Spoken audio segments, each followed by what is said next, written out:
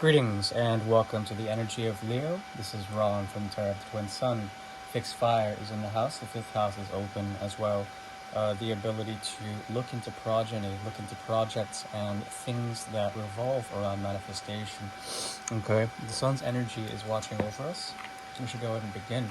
I'm using a deck from 1890 and I'll be pulling 9 cards to understand a bit more about the Great Mirror. Okay, the Great Mirror is a tool devised in order to see the significance of karmas that exist between you and another. This does not have to resonate for you, but if it does, please use your discernment in order to bring into, to import into your life some of the guidance that comes in the form of subtlety. We'll go ahead and begin now.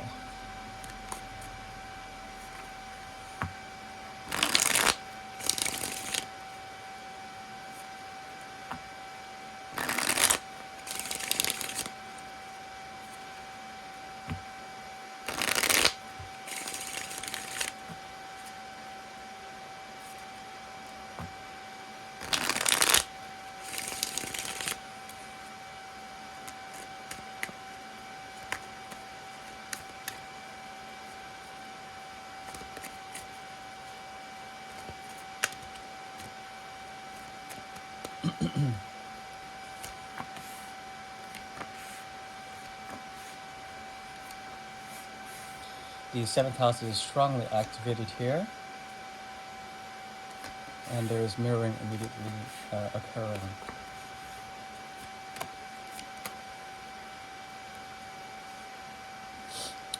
There's a way of doing and thinking about things, about moving forward, that revolves around bringing and adding into a sense of balance into lonely systems, okay? Lonely systems of despair that has to do with essentially projects, okay? Your addition will be an intellectual way to ground the projects that you are revolving around, okay? These can be projects or commitments or relationships. There is a sense of balance coming in, and Mercury activating a sense of truth as well. Truth that comes in the face of adversity. At the same time, there's something that is feared within the energy of Leo, but the Six of Pentacles emerging out of it. Some sort of balance and altruism emerging out of the ether, okay? That is an action of karma. At the same time, the same token, there is a reversal here. And it could be that you're dealing with someone that essentially challenges your sense of authority in a way. There is a very patient and temperate quality here that is ruled by the energy of Sagittarius and Jupiter. Someone is going to be bringing you luck. They might coerce you into a way of thinking or doing that involves the element of fire and the knowledge that you so seek. Okay, this knowledge comes at a cost, however. It has to do with retracing steps of something that was already done, and you have ascended into a type of power. You've gained a type of momentum into moving. There's a strong sort of suggestion here that you want to move away, yet you oscillate towards the lessons learned from something that was once a blessing. Okay, that is if this person, place, or thing is significant other. They also have a type of mirror going on, and there's an axis between the 7th and the 11th houses here. Okay. Some sort of Saturnian influence, Uranus taking over, combating the sun's energy, and the sun is a hidden sun. There's something about this connection that revolves around the eclipses of the mind and the inner world being eclipsed by the radiance of the connection, okay? Something that both of you are still loyal to. There's also a riddle here that has to do with the stepping stones that constitute the connection, okay? Some form of giving that requires the King and the Queen of Pentacles to move forward towards this addition, okay? Leading to, once again, the Six of Pentacles, but also possibly an element of retribution in one way, shape, or form, okay? This retribution is going to help, essentially, balance out the equation. Seems to me that you have been gifted power within this connection, and this connection is a type of blessing. At the same time, there's difficulty in understanding the strength and the complexity of shadows that this person is working with. They are converting and alchemizing a certain thing that has to do with a choice that is informed by the moon's energy, that is emotional in nature, and converting the expectations of choice into something else. Okay, there's a very detached sort of perspective from both ends. There's a mutual detachment that sort of erupts on the conscious level in the seven of swords in reverse. Peace of mind being found, and then a sword being buried in order to elicit some sort of truth. Also, the rite of passage of King Arthur is elicited here.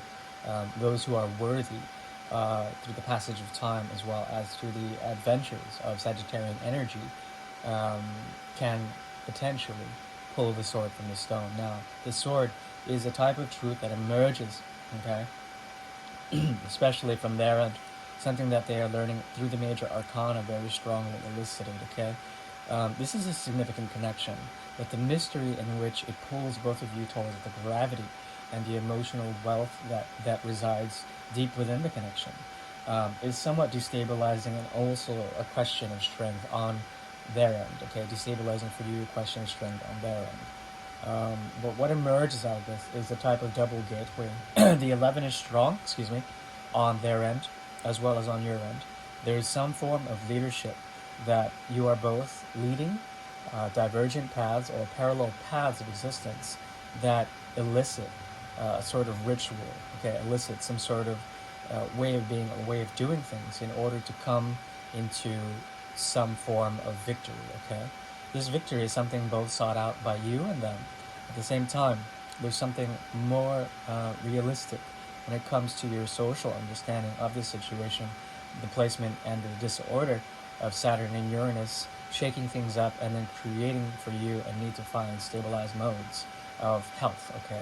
So health becomes really important on your end, especially health that is balanced between the elements of earth and water. And finding a sense of that is your sense of peace and solace, a sense of joy.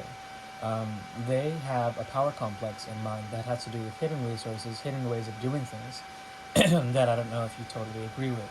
What emerges out of this, essentially, is a type of rite of passage, a passage that it may lead to one of two things: a springboard into opposite and new directions, parallel realities that are wonderful, but separate. At the same time, there is a congruency here that revolves around the burdens that the knowledge that is sought is being found, but then also this knowledge being sort of saturated and combusted into a form of fusion that could lead to a type of, excuse me, either burnout or an excessive end to a cycle of the heart, okay?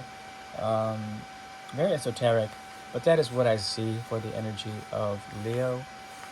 Please like or dislike, if you will. Really doesn't sort of equate much to me. Other than that, if you want to see more content, there is more in the future. So subscribe, if you will. Thank you very much to the energy of Leo. The fifth house is closed, and thank you. Bye bye.